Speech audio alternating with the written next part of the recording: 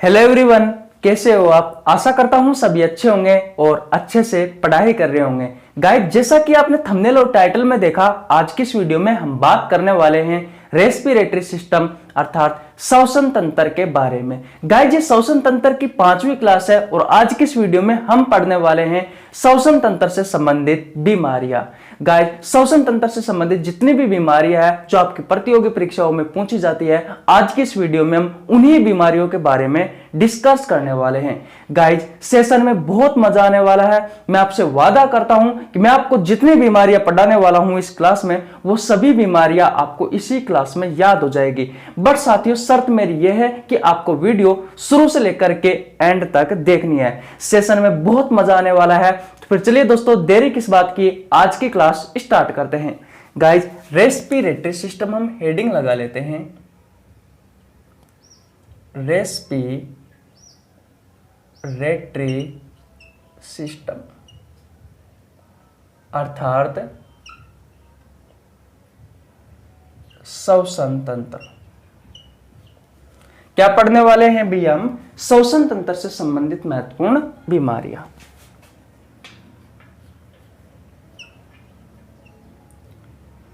श्वसन तंत्र से संबंधित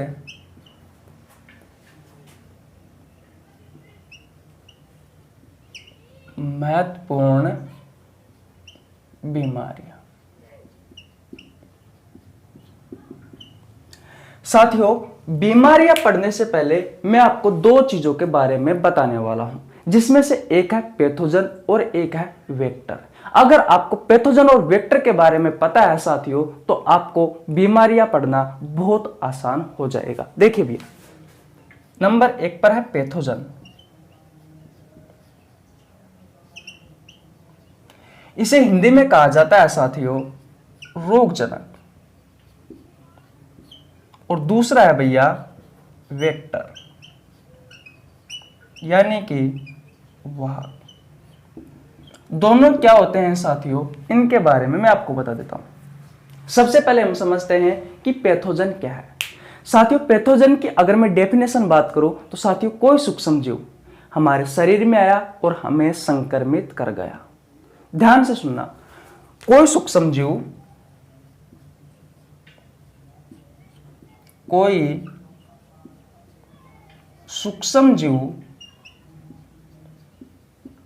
हमारे शरीर में आया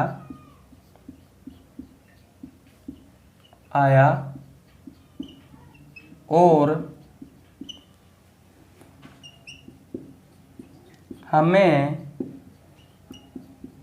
संक्रमित कर गया। इसका मतलब क्या है भैया? सबसे पहले बात समझते हैं कि भैया सूक्ष्म जीव का मतलब क्या होता है। तो साथियों, ऐसा जीव जिसे हम नग्न आंखों से नहीं देख सकते, जिन्हें देखने के लिए साथियों माइक्रोस्कोप की आवश्यकता होती है, ऐसा साथियों कोई सूक्ष्म जीव हमारे शरीर में आया और हमें संक्रमित कर गया। संक्रमित का मतलब है साथियों हमें बीमार कर गया, यानी कि रोगी बना गया। बात क्लियर है? यह बात क्लियर हुई? अब देखिए, वेक्टर क्या होता है, वाहक क्या होता है। तो साथियों, जिसकी सहायता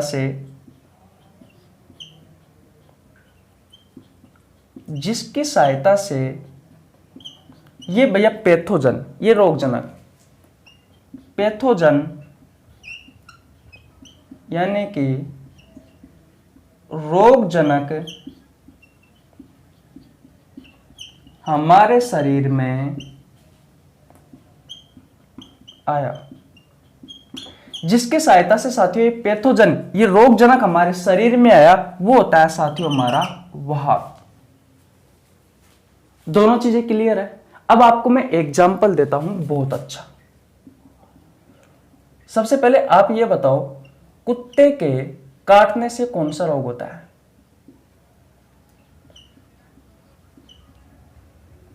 कुत्ते के काटने से कौन सा रोग होता है? मैं आपसे पूछ रहा हूं।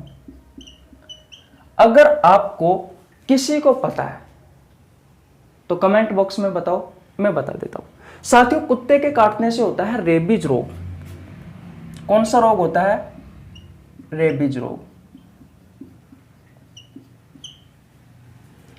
और साथियों ये रेबीज रोग किस वायरस के कारण होता है? तो भैया रेबडो वायरस के कारण होता है।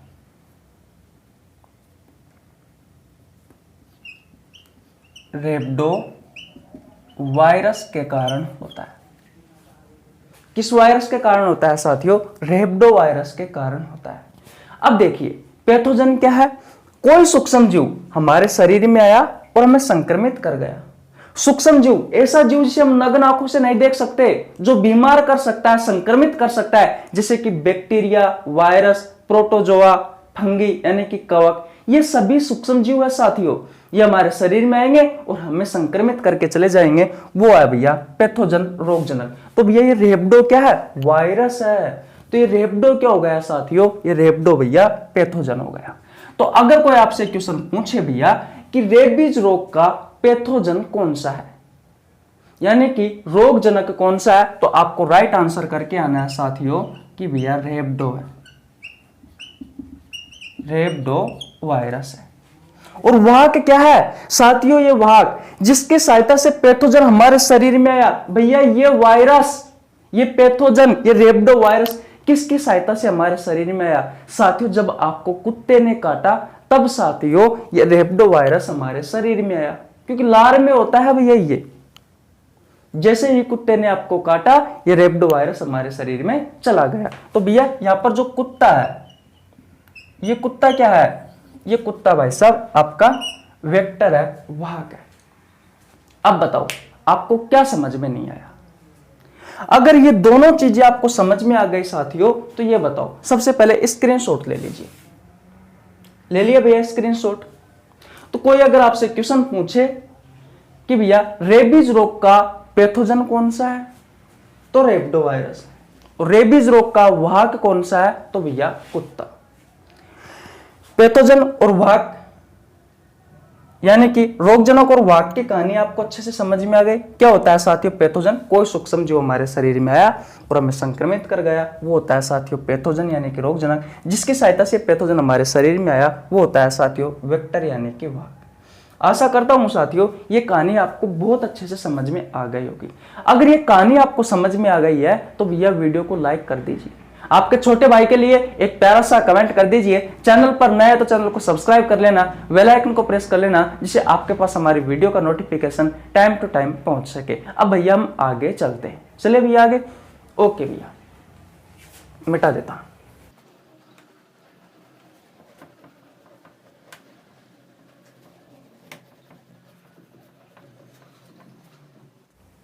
ओके भैया अब देखते हैं हम पहली बीमारी के बारे में।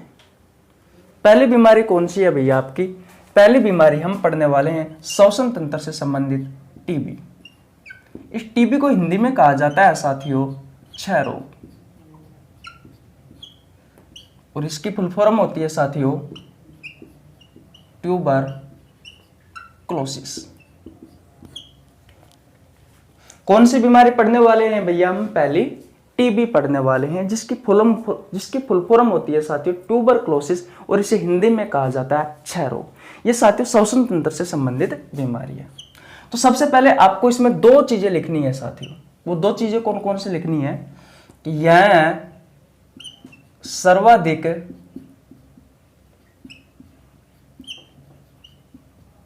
फैलने वाली बीमारी है। अगर साथियों कोई व्यक्ति है उसको टीबी है, अगर आप उसके पास जाकर बैठ जाओगे और साथियों तो आपको टीबी हो सकती है। आपने उसके साथ खाना खाया तो आपको टीबी हो सकती है, आपने उसके कपड़े पहने तो आपको टीबी हो सकती है। साथियों टीबी सर्वाधिक फैलने वाली बीमारी है। पहली बात क्लियर हो गई। दूसरी बात, यह जीवाणु जनित रोग है। जीवाणु जनित रोग है। इसका मतलब क्या है साथियों? भैया ये जीवाणु से होने वाली एक बीमारी है टीबी, इसलिए मैंने लिखा है कि यह जीवाणु जनित रोग है। अब साथियों हम बात करते हैं कि टीबी का पैथोजन कौन सा है। पैथोजन, मैंने आपको बताया था पैथोजन क्या होता है। पैथोजन रोगजनक कौन सा है। इतना तो आपको समझ में आ गया होगा कि ये जीवाणु से होने वाली एक बीमारी है साथियों। तो भैया एमटीबी इसका पैथोजन है। एमटीबी की फुल फॉर्म क्या होती है?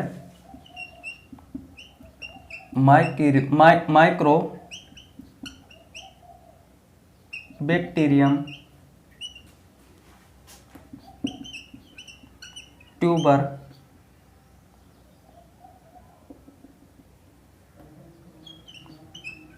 क्लोसिस बैक्टीरिया। माइक्रोबैक्टीरियम ट्यूबरक्लोसिस बैक्टीरिया, साथियों हिंदी में भी भैया यही नाम है, एमटीबी।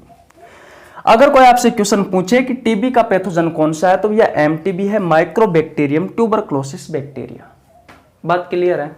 अगर साथियों आपसे इसका वेक्टर पूछे, वेक्टर यानी कि वाहक पूछे, तो वाहक है साथियों इसका हवा, पानी, भोजन और भैया मिट्टी। यानी कि ये बैक्टीरिया साथियों एमटीबी, माइक्रोबैक्टीरियम ट्यूबरक्लोसिस बैक्टीरिया, हवा के थ्रू हमारे शरीर में आ सकता है, पानी के थ्रू आ सकता है, भोजन के थ्रू आ सकता है, मिट्टी के थ्रू आ सकता है। तो साथियों आपकी प्रतियोगी परीक्षाओं के 2 क्वेश्चन तैयार हो गए भैया कि टीबी रोग का रोगजनक कौन सा है, यानी कि पैथोजन कौन सा है, तो एमटीबी है, माइक्रोबैक्टीरियम ट्यूबरक्लोसिस बैक्टीरिया। और भैया इसका वाहक क्या है, तो हवा, पानी, भोजन, मिट्टी है। ये सर्वाधिक फैलने वाली बीमारी है और साथ ही यह एक जीवाणु जनित रोग है। बोलो इतनी कहानी आपको समझ में आई या नहीं आई? अब लक्षण देखिए भैया, इसके लक्षण देखिए। आपको खांसी आएगी, कफ जमेगा और भैया खांसी के साथ में ब्लड अलर्ट भी आ सकता है। और भैया इसमें आदमी की मृत्यु भी हो जाती है, मृत्यु भी हो जाती है। अब बात यह आती है कि एक्चुअली में इस रोग में होता क्या है। तो मैंने आपको बताया था साथियों कि हमारे फेफड़ों को सुरक्षा प्रदान करने के लिए फेफड़ों के चारों ओर एक झिल्ली पाई जाती है जिसे कहा जाता है पलूरा। जिसे क्या कहा जाता है साथियों? जिसे पलूरा कहा जाता है। ये साथियों पलूरा 2 परतों से मिलकर के बना होता है। एक होता है पेराइटल पलूरा, एक होता है विसरल पलूरा। पेराइटल पलूरा और विसरल पलूरा के बीच में साथियों एक द्रव बना रहता है जिसे कहा जाता है पलूरल फ्लूइड। इतनी कहानी मैंने आपको पलूरा के बारे में बताई थी। तो साथियों होता क्या है इस बीमारी में, यानी कि इस टीबी में भैया ये जो फेफड़ों को सुरक्षा प्रदान कर रहा है ये पलूरा, ये भैया डैमेज हो जाता है, ये डैमेज हो जाता है। अगर भैया आपका फेफड़ा है उसके चारों तरफ उसको सुरक्षा प्रदान करने के लिए जो झिल्ली है साथियों वही गायब हो जाती है, इसमें वही डैमेज हो जाती है, तो भैया फेफड़ों में क्या होता है? फेफड़ों में ब्लड होता है। तो भैया ये ब्लड इस जो फेफड़ों से जो ब्लड है, ए यार रुको, ये क्या है? ये आपके लंग्स है। तो लंग्स से भैया ब्लड बाहर भी चला जाता है। जब पलूरा ही नहीं है साथियों तो ब्लड तो बाहर जाएगा ही जाएगा। साथियों पानी भी अंदर आ जाता है, वाटर भी अंदर आ जाता है। तो कभी कभी क्या होता है साथियों इस बीमारी में जब आप खांसते हो तो साथियों खांसने के साथ में ब्लड आ जाता है। ये बीमारी बहुत ही खतरनाक है साथियों, इसमें आदमी की मृत्यु भी हो सकती है। तो आपसे क्वेश्चन क्या क्या पूछा जा सकता है साथियों? पैथोजन के बारे में पूछा जा सकता है, वेक्टर पूछा जा सकता है साथियों, ये जीवाणु जनित रोग है, विषाणु जनित रोग है, कवक जनित रोग है, प्रोटोजोआ जनित रोग है, ये भी आपसे क्वेश्चन पूछा जा सकता है। इसमें साथियों होता क्या है तो भैया पलूरा डैमेज हो जाती है, ये भी आपसे क्वेश्चन पूछा जा सकता है।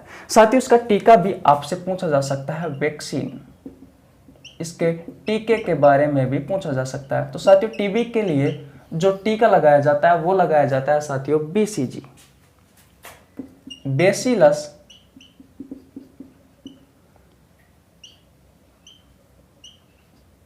Calmette Guérin.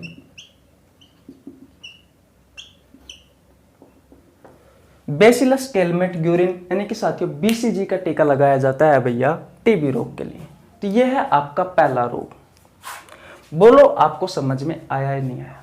मैंने आपको बहुत अच्छे से समझाया था, बस आपको क्या क्या याद रखना है एक बार और रिवीजन करवा देता हूं। देखिए भैया, टीबी, टीबी की फुल फॉर्म होती है साथियों ट्यूबरकुलोसिस, इसे हिंदी में क्षय रोग कहा जाता है। ये सर्वाधिक फैलने वाली बीमारी है, जीवाणु जनित रोग है भैया, ये जीवाणु से होने वाली एक बीमारी है। इसका पैथोजन कौन सा है, यानी कि किस बैक्टीरिया के कारण होता है, तो एमटीबी के कारण होता है, माइक्रोबैक्टीरियम ट्यूबरकुलोसिस बैक्टीरिया के कारण होता है।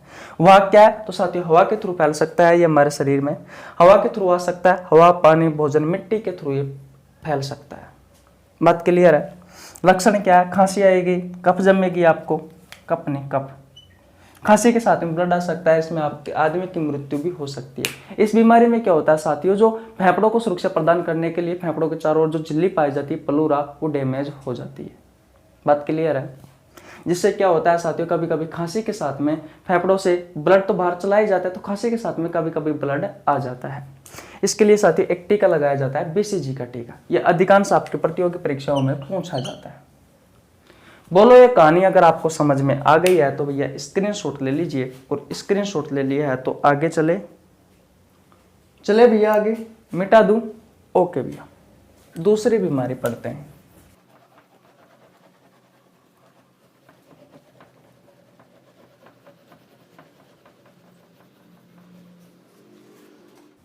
देखिए भैया, टीबी हमने अच्छे से पढ़ ली। अब देखिए भैया, अब पढ़ते हैं हम दूसरी बीमारी के बारे में, न्यूमोनिया।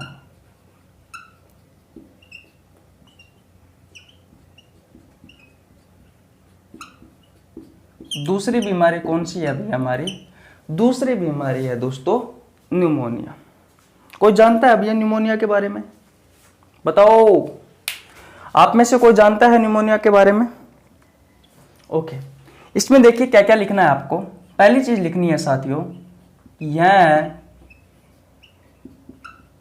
जीवाणु जनित रोग है। अब तो आप समझ ही गए होंगे इसका मतलब क्या होता है इस लाइन का। कहने का मतलब साथियों, जो निमोनिया है ये जीवाणुओं से होने वाली एक बीमारी है। दूसरी बात देखिए भैया, दूसरी बात यह है कि ये जो निमोनिया होता है साथियों, ये छोटे बच्चे व कुत्तों को अधिक होता है, अधिक होता है। बात ये आती है साथियों कि निमोनिया का पैथोजन क्या है, यानी कि रोगजनक क्या है। तो भैया कौन कौन जीवाणु होगा, क्योंकि सूक्ष्म जीव यही तो है जो हमारे शरीर में आकर हमें संक्रमित करके जाता है। स्ट्रेप्टोकोकस या फिर साथियों डिप्लोकोकस, दो बैक्टीरिया है साथियों। अधिकांश भैया ये स्ट्रेप्टोकोकस के कारण आपको निमोनिया होता है। बात क्लियर है। वेक्टर की बात करते हैं, वाहक की बात करते हैं साथियों, तो भैया देखिए वाहक होता है साथियों पानी, पानी में रहता है भैया ये जीवाणु, पानी में रहता है। और कौन से पानी में रहता है, तो भैया जैसे कि एसी का जो पानी होता है, बहुत दिनों से आपने एसी की सफाई नहीं की तो भैया एसी के पानी में पनप जाता है। कूलर के पानी में, आरओ के पानी में, इन सब पानियों में साथियों, वो टैंक हो गया टैंक के पानी में, इन सब में साथियों ये भैया पनप जाते हैं स्ट्रेप्टोकोकस और डिप्लोकोकस ये जीवाणु। अगर आप उनका सेवन करते हैं साथियों तो आपको फिर ये बीमारी हो जाती है। इसके लक्षण देख लीजिए, इसमें होता क्या है। तो साथियों ठंड के साथ तेज बुखार, दूसरी चीज शरीर में ऑक्सीजन की कमी। अगर भैया शरीर में ऑक्सीजन की कमी होगी तो आपके नाखून व होठ का रंग कैसा हो जाएगा, नीला हो जाएगा। बात क्लियर है। और देखिए भैया सांस लेने में भी आपको परेशानी आती है इसमें।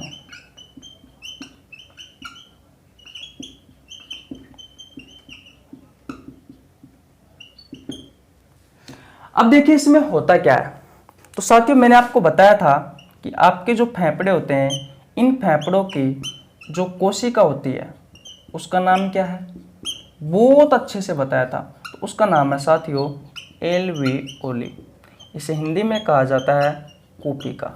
इस रोग में भैया इस कूपिका में क्या हो जाता है? इन्फेक्शन हो जाता है। और आपको पता है आपके फेफड़ों में क्या होता है? ब्लड होता है। ये ब्लड में साथियों इस ब्लड का पानी हो जाता है। इस रोग में इस ब्लड का पानी होने लग जाता है और साथियों बाद में इसमें पस पड़ जाती है आपकी एल्वियोली में, जिससे क्या होता है? आपके शरीर में ऑक्सीजन की कमी होती है। यह है भैया बीमारी। इसमें क्या होता है? इस रोग में निमोनिया में आपकी एल्वियोली में इन्फेक्शन हो जाता है। बोलो, सांस लेने में आपको बहुत ज़्यादा परेशानी आती है इस बीमारी में। ये मैंने आपको लिखवा दिया है। ये सारी चीज़ें आपको समझ में आई या नहीं आई? बोलो भैया। यह है आपका निमोनिया, जो कि श्वसन तंत्र से संबंधित दूसरी बीमारी है। डायरेक्ट इन बीमारियों से आपके प्रतियोगी परीक्षाओं में क्वेश्चन पूछे जाते हैं। अगर आपने स्क्रीनशॉट नहीं लिया है तो स्क्रीनशॉट ले लीजिए, एक बार और रिवीजन करवा देता हूँ। निमोनिया साथियों ये एक जीवाणु जनित बीमारी है, यानी कि जीवाणु से होने वाली एक बीमारी है। दूसरी बात, ये छोटे बच्चों को और साथियों कुत्तों को ये रोग अधिक फैलता है। इस बीमारी का लक्षण क्या है साथियों? ठंड के साथ में आपको तेज बुखार आता है, आपके शरीर में ऑक्सीजन की कमी रहती है। अगर साथियों आपके शरीर में ऑक्सीजन की कमी रहेगी तो भैया आपके नाखून नीले पड़ जाएंगे और आपके होंठ जो है साथियों वो नीले और भूरे हो जाएंगे। आपको श्वास लेने में भी परेशानी आती है साथियों इस बीमारी में। सॉरी, बात आती है कि एक्चुअली में इस बीमारी में होता क्या है। तो आपके फेफड़ों की जो कोशिका है साथियों, जिसे एल्वियोली या कूपिका कहा जाता है, उस कूपिका में इन्फेक्शन हो जाता है। आपको पता है हमारे फेफड़ों में क्या होता है? ब्लड होता है। भैया ब्लड आपके कूपिकाओं में भी होता है। कूपिकाओं में जो ब्लड है साथियों, उस ब्लड का पानी होने लग जाता है पहले, और फिर बाद में साथियों इन कूपिकाओं में पस पड़ जाती है, जिससे सांस लेने में भी परेशानी आती है और हमारे शरीर में ऑक्सीजन की कमी भी होती है। बस यही है निमोनिया बीमारी। तो बोलो, अगर आपको ये बात समझ में आ गई है भैया तो स्क्रीनशॉट ले लीजिए। इसका पैथोजन ये है स्ट्रेप्टोकोकस और डिप्लोकोकस, और भैया पानी में रहते हैं ये जीवाणु, जैसे कि एसी का पानी हो गया, कूलर का हो गया, आरओ का हो गया, टैंक का हो गया, गंदे पानी में रहता है। कहने का मतलब ये है। बोलो, समझ में आ गया? ओके भैया, अब आगे चलते हैं, तीसरी बीमारी पढ़ते हैं।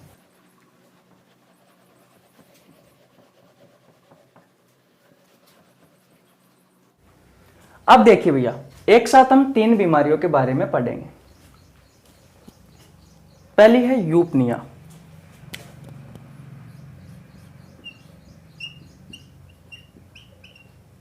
दूसरी है साथियों हाइपोपनिया, और तीसरी कौन सी है? हाइपरपेनिया। कोई बता सकता है ये तीनों बीमारी क्या है? साथियों मैंने आपको एक शब्द बताया था जब मैंने श्वसन तंत्र आपको पढ़ाया था उस समय, ब्रीथिंग। कोई बता सकता है इस ब्रीथिंग का मतलब क्या होता है? जल्दी जल्दी कमेंट बॉक्स में बताओ। साथियों ब्रीथिंग का मतलब होता है श्वास लेना और श्वास छोड़ना। क्या होता है भैया? श्वास लेना व श्वास छोड़ना। इतनी बात क्लियर है? देखिए साथियों, यूपनिया जो बीमारी है इसमें क्या होता है, जो आपकी ब्रीथिंग रेट है, जो ब्रीथिंग रेट है साथियों, ये सामान्य होती है। आप साथियों 1 मिनट में कितनी बार श्वास लेते हो और कितनी बार छोड़ते हो? तो आप छोड़ते हो भैया और लेते हो 12 से 16 बार। तो साथियों एक्चुअली में जब आपकी सामान्य ब्रीथिंग रेट हो, जब नॉर्मल ब्रीथिंग रेट हो, जब साथियों सामान्य श्वसन दर हो, तो भैया उस समय एक शब्द यूज में लिया जाता है, वो है यूपनिया। तो आप कह सकते हो कि ये एक बीमारी नहीं है साथियों, बस एक ये शब्द है, डॉक्टर लोग साथियों से यूज में लेते हैं जब आपकी नॉर्मल ब्रीथिंग रेट होती है तब। तो 1 मिनट में आप इस नॉर्मल ब्रीथिंग रेट में 12 से 16 बार श्वास लेते हो। लेकिन भैया नीचे की 2 बीमारी है, हाइपोपनिया। इसमें क्या होता है? देखिए भैया, जो ब्रीथिंग रेट होती है वो भैया कम हो जाती है। इसमें क्या होता है, आपकी जो ब्रीथिंग रेट है साथियों वो कम हो जाती है। आप 1 मिनट में 12 से 16 बार श्वास लेते हो, लेकिन भैया इसमें आप 12 से कम बार श्वास लेते हो और श्वास छोड़ते हो भैया, इस बीमारी में, हाइपोपनिया में। और लास्ट की तीसरी जो बीमारी है साथियों आपकी, वो है हाइपरपेनिया। इसमें क्या होता है, जो आपकी ब्रीथिंग रेट होती है, वो ब्रीथिंग रेट साथियों अधिक हो जाती है। आपकी ब्रीथिंग रेट साथियों अधिक होती है। 1 मिनट में साथियों 12 से 12 बार ही सांस लोगे अगर आप 1 मिनट में इस ब्रीथिंग रेट में, इस हाइपोपनिया में, इस बीमारी में, तो साथियों आपके शरीर में ऑक्सीजन की कमी और होगी। तो ये भी आपको लिख लेना है। अब बात करते हैं हाइपरपेनिया की। तो इसमें ब्रीथिंग रेट है साथियों ये अधिक होगी। और 1 मिनट में आप कितने बार सांस लोगे, तो साथियों लगभग आप 20 से भी अधिक बार सांस लेते हो। 20 से भी अधिक बार श्वास लेते हो। तो अगर 20 से अधिक बार श्वास लोगे साथियों, तो आपके शरीर में ऑक्सीजन की मात्रा अधिक होगी। ऑक्सीजन की मात्रा अधिक होगी।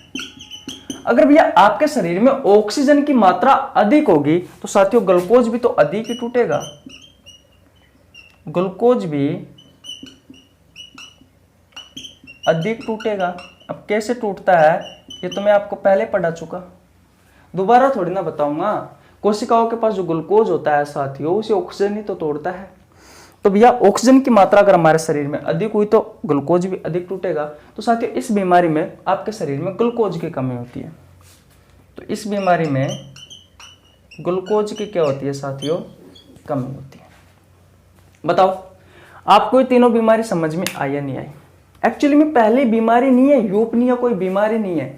जब आपकी नॉर्मल ब्रीथिंग रेट होती है तो उस समय साथियों इनके लिए, नॉर्मल ब्रीथिंग रेट के लिए जो शब्द यूज में लिया जाता है डॉक्टर द्वारा, वो लिया जाता है यूपनिया। यानी कि भैया आपकी जो ब्रीथिंग रेट है वो नॉर्मल है, आप 1 मिनट में 12 से 16 बार श्वास ले रहे हो। साथियों ये 1 मिनट में 12 से 16 बार का जो आंकड़ा है ये अलग अलग पुस्तकों में अलग अलग होता है, ध्यान रखना है। ऑप्शन के हिसाब से सही होगा, कोई 14 से 16 भी लिखा हुआ हो सकता है, ठीक है।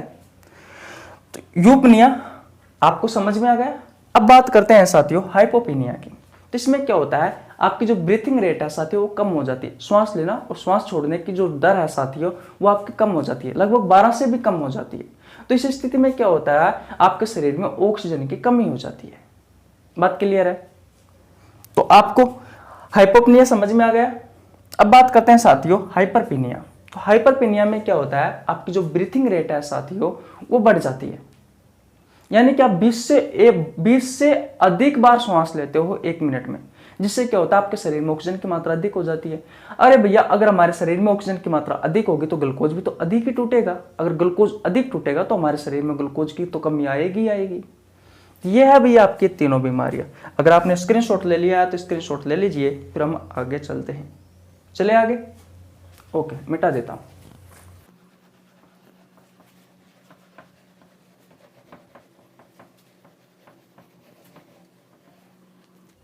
अब देखिए भैया 2 बीमारी और है, इनके बारे में भी जानते हैं। एक है साथियों हाइपोक्सिया और दूसरी बीमारी है अनोक्सिया। कोई बता सकता है ये बीमारी क्या है? जब आपके शरीर में साथियों आपकी सेल और टिश्यू में जब ऑक्सीजन की कमी हो जाती है साथियों, तो भैया उस बीमारी को कहा जाता है हाइपोक्सिया। आपसे एग्जाम में पूछी जाती है कि भैया अगर आपके कोशिका और ऊतकों के पास ऑक्सीजन की कमी हो गई तो उस बीमारी को क्या कहा जाता है? ऑप्शन में बहुत कुछ हो सकता है, जैसे कि यूपनिया, हाइपरपेनिया, हाइपोक्सिया, एनोक्सिया। बोलो क्या करके आओगे? ये करके आना है, ये करके आनी है आपको हाइपोक्सिया। एनोक्सिया क्या होता है, कोई बता सकता है? अनोक्सिया होता है साथियों आपके ऊतकों के पास, शरीर के ऊतकों के पास ऑक्सीजन की अनुपस्थिति। ऑक्सीजन की अनुपस्थिति का मतलब है साथियों आपके ऊतकों के पास ऑक्सीजन है ही नहीं है, यानी कि इंसान अंतिम अवस्था में है, मरने वाला है। यह बीमारी होती है भैया अनोक्सिया। बोलो दोनों चीजें आपको समझ में आ गई। एक है साथियों हाइपोक्सिया, इसमें कोशिका और ऊतकों के पास ऑक्सीजन की कमी है। दूसरी बीमारी है साथियों अनोक्सिया, इसमें ऊतकों के पास ऑक्सीजन है ही नहीं है, अनुपस्थित है ऑक्सीजन। स्क्रीनशॉट ले लिया है तो स्क्रीनशॉट ले लीजिए। ले लिया भैया स्क्रीनशॉट? ओके, आगे चलते हैं और देखते हैं भैया। ये सारी बीमारी आपको याद करनी है, मैं ऐसे ही नहीं लिखवा रहा साथियों, आपके प्रतियोगी परीक्षाओं में पूछी जाती है। मैंने 5 क्लास में पूरा करवाया है साथी। मैं सोच रहा था ये चैप्टर 3 क्लास में हो जाएगा, लेकिन नहीं भैया, पहले पढ़ाई है। पढ़ना है तो अच्छे से पढ़ो, पूरे कंटेंट के साथ पढ़ो, ताकि आपसे प्रतियोगी परीक्षाओं में कोई सी भी एग्जाम में कोई सा भी क्वेश्चन पूछे आपका छूटना नहीं चाहिए। मेरा मकसद ये है। और अगर आप हमारे साथ ऐसे ही जुड़ते रहोगे, मैं गारंटी के साथ वादा करता हूँ एक भी क्वेश्चन नहीं छूटने दूंगा बायोलॉजी से। आप कोई सी भी एग्जाम की तैयारी कर रहे हो, एक भी क्वेश्चन नहीं छूटेगा। चलिए भैया अब आगे देखिए भैया, अगली बीमारी हमारी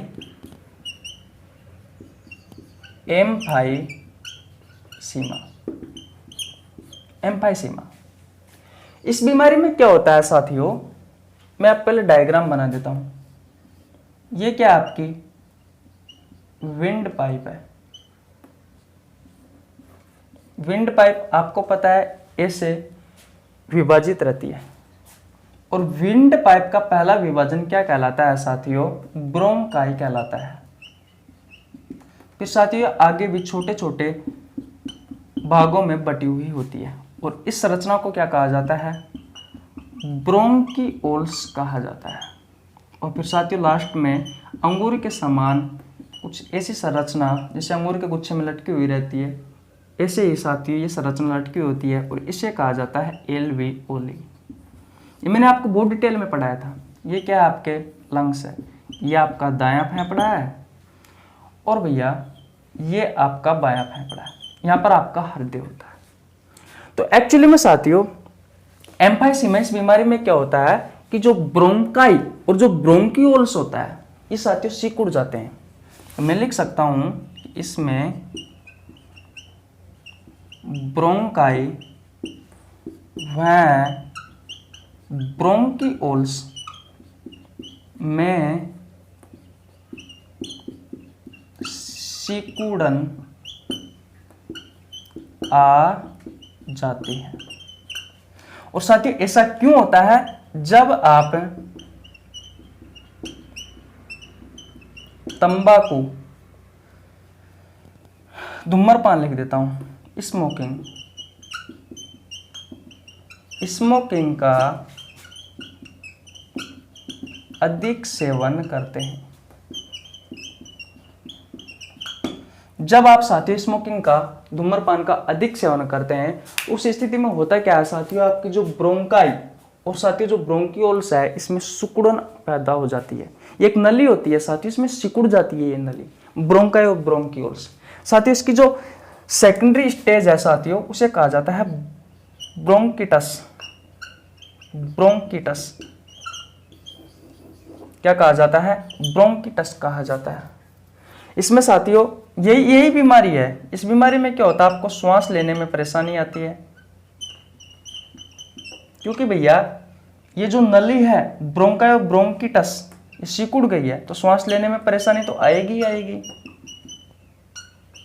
परेशानी आती है। और साथियों अगर श्वास लेने में परेशानी आती है साथियों, तो हृदय के पास जो ब्लड होता है वो अच्छे से पहुंच नहीं पाता है। कभी साथियों हार्ट अटैक भी आ जाता है। कहने का मतलब जो हमारे हृदय के पास पूर्ण रूप से ब्लड नहीं पहुंचता है, तब यह है भैया एम्फाइसीमा, या फिर इस बीमारी को कहा जाता है साथियों ब्रोंकाइटिस। इसी बीमारी को क्या कहा जाता है साथियों, ब्रोंकाइटिस कहा जाता है। क्या कहा जाता है भैया, ब्रोंकाइटिस कहा जाता है। अगर आपको ये कहानी समझ में आ गई है भैया, तो स्क्रीनशॉट ले लीजिए। और अब हम आगे चलते हैं। कुछ नहीं है साथियों, जो ब्रोंकाई और जो ब्रोंकियोल्स है, इसमें सिकुड़न पैदा हो जाती है स्मोकिंग यानी धूम्रपान के कारण।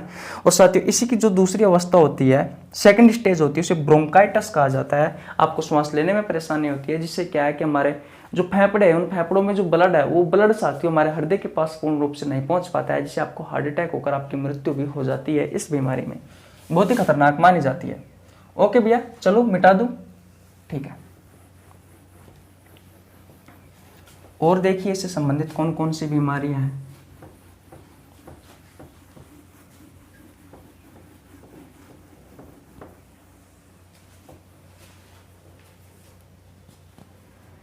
देखिए भैया, अगली बीमारी के बारे में हम पढ़ लेते हैं भैया कि आपकी अगली बीमारी कौन सी है। आपने नाम सुन रखा है अस्थमा, यानी कि दमा रोग, इसे हिंदी में कहा जाता है दमा रोग। साथियों, ये कवक के कारण होती है ये बीमारी, तो मैं कह सकता हूं कि यह कवक जनित रोग है। कवक कौन सा है? तो एस्परजिलस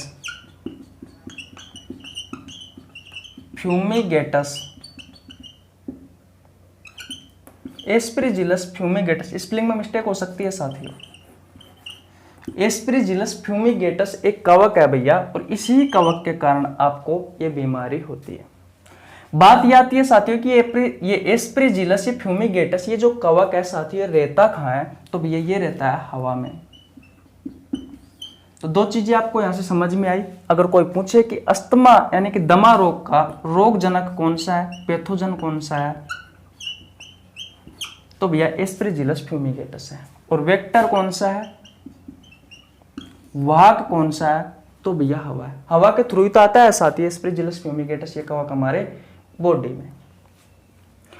अब ये करता क्या है भाई साहब ये कवक, वो भी देख लीजिए। तो ये होती है आपकी विंड पाइप। तो साथियों, विंड पाइप की जो अंदर की ये जो परत है, अंदर की जो लेयर है, यहाँ पर साथियों ये कवक जम जाता है।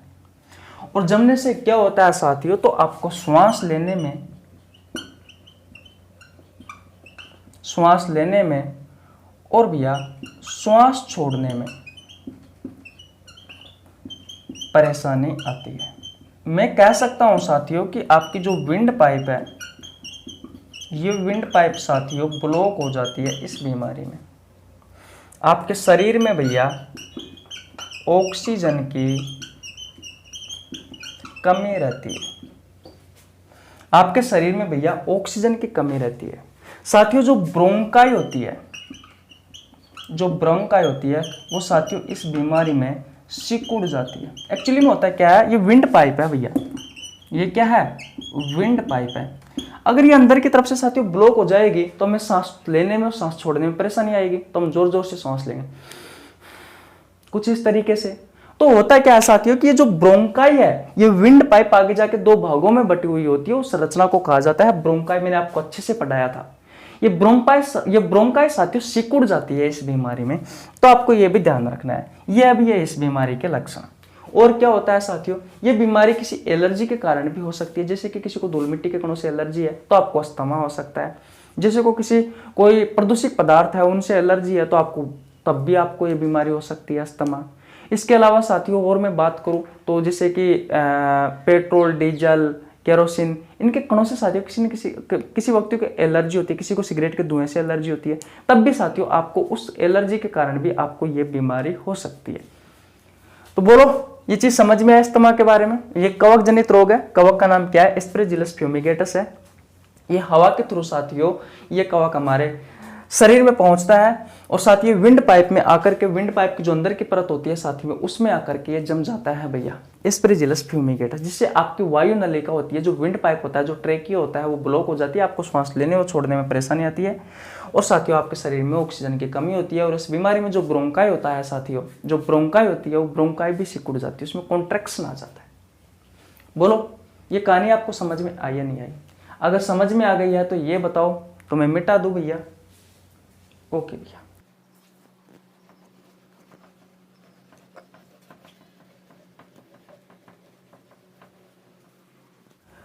साथियों, आज की आपकी अंतिम बीमारी है भैया हे फीवर,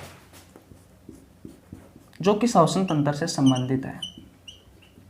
हे फीवर, मैंने साथियों आपको जितनी भी बीमारियां पढ़ाई है वो सभी बीमारियां आपकी प्रतियोगी परीक्षाओं के लिए बहुत ही ज्यादा इंपॉर्टेंट है। इसलिए भैया अच्छे से पढ़ लेना और याद कर लेना।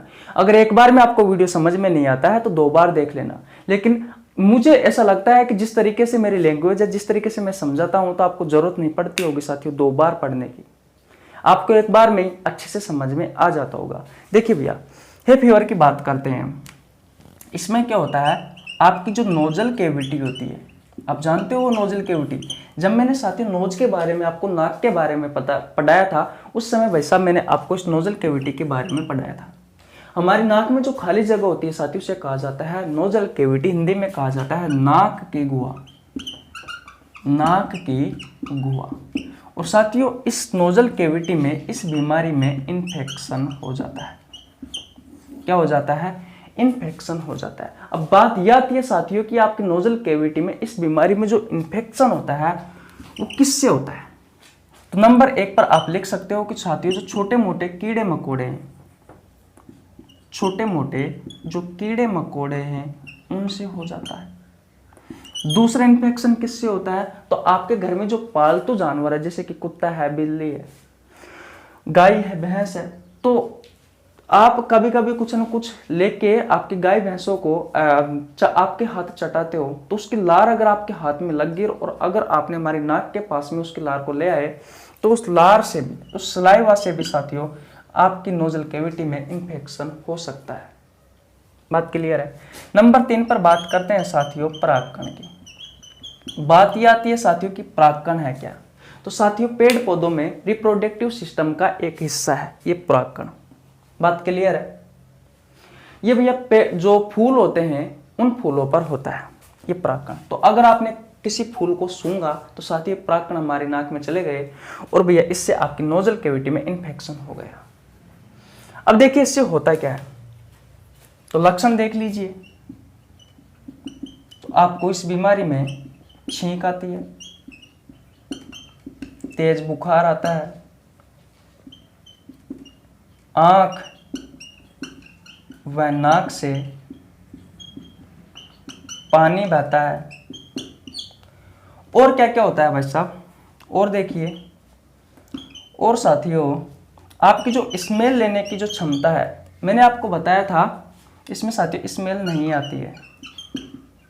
मैंने आपको क्या बताया था कि आपकी नाक में जो नोजल कैविटी होती है, यानी कि जो नाक की गुहा होती है, उसमें ओल्फैक्टरी रीजन लगे होते हैं। उसमें कुछ न्यूरॉन्स होते हैं जो आपके ब्रेन से कनेक्ट रहते हैं, और उस उस जो ओल्फैक्टरी रीजन है उसकी वजह से ये साथियों आपको सुगंध आती है। बताया था ना मैंने आपको, इतना तो बताया था। ओके, तो उसमें क्या होता है साथियों, जो ओल्फैक्टरी रीजन होता है, जो ग्रांड क्षेत्र, उसमें जो न्यूरॉन्स होते हैं वो डैमेज हो जाते हैं, इसके कारण आपको स्मेल नहीं आ पाती साथियों। ये है भैया आपका हे फीवर। तो आपसे क्वेश्चन पूछेगा साथियों कि परागकण के कारण कौन सा बुखार आता है। क्या क्वेश्चन पूछेगा कि परागकण के कारण साथियों कौन सा बुखार आता है, हे फीवर आता है। तो साथियों ये आपकी श्वसन तंत्र से संबंधित जितनी भी बीमारियां थी उन सभी के बारे में हमने डिटेल में पढ़ा। तो बताओ कैसी लगी आपको वीडियो? अगर वीडियो अच्छी लगी हो तो वीडियो को लाइक कर देना, आपके छोटे भाई के लिए एक प्यारा सा कमेंट कर देना, चैनल पर नए है तो चैनल को सब्सक्राइब कर लेना, बेल आइकन को प्रेस कर लेना, जिससे आपके पास हमारी वीडियो का नोटिफिकेशन टाइम टू टाइम पहुंच सके। अगर साथियों आपको ये सारी बातें अच्छी लगी हो, कहने का मतलब ये चैप्टर अच्छा लगा हो, तो वीडियो को लाइक तो करोगे, आप चैनल को सब्सक्राइब भी करोगे, प्यारा सा कमेंट भी करोगे, बट साथ ही साथ में कमेंट बॉक्स में इतना मुझे बता देना कि भैया अब हमें कौन सा चैप्टर स्टार्ट करना है। बात क्लियर है? श्वसन तंत्र पूर्ण रूप से खत्म हो चुका है। हमने बिल्कुल बेसिक लेवल से स्टार्ट किया था और साथियों बिल्कुल हम हाई लेवल तक लेके गए थे। तो आशा करता हूं आपको कोई परेशानी नहीं हुई होगी साथियों इस चैप्टर में। फिर भी अगर आपको होती है तो कमेंट बॉक्स खुला पड़ा है, मैं आपके लिए 24 घंटा अवेलेबल हूं। किसी भी टाइम कमेंट करिए और आपके क्वेश्चन का आंसर पाइए। मिलते हैं साथियों कल किसी नई वीडियो में, तब तक के लिए जय हिंद, जय भारत।